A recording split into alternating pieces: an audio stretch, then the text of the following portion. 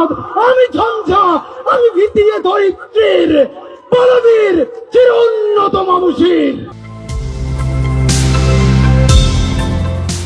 কখনো কখনো ইতিহাস জন্ম নেয় খুব সাধারণ একটি উঠান থেকে। মাটির ঘ্রাণ, ঘামের গন্ধ আর স্বপ্নে ভরা এক তরুণের চোখ। সেই উঠান থেকেই উঠে এসেছিলেন ওসমান হাদি। ওসমান হাদির শৈশব কেটেছে সাধারণ মানুষের মাঝেই। বিলাস নয়, ছিল বাস্তবতা। ছোটবেলা থেকেই অন্যায়ের বিরুদ্ধে কথা বলার সাহস ছিল তার।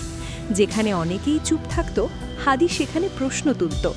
এই প্রশ্ন করাই একদিন তাকে রাজনীতির পথে নিয়ে আসে।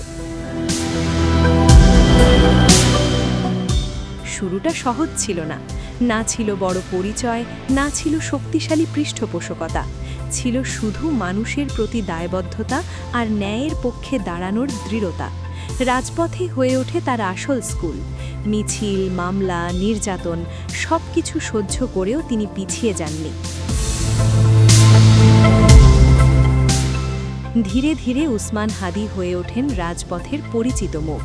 তিনি শুধু স্লোগান দেননি, মানুষের কষ্ট নিজের কাঁধে তুলে নিয়েছেন।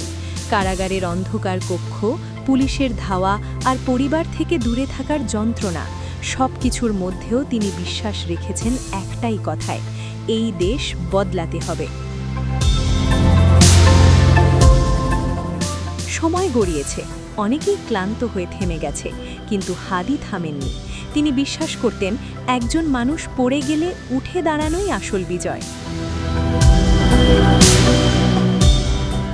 আজ সেই ওসমান হাদি জীবনের সবচেয়ে কঠিন সময়ের মুখোমুখি।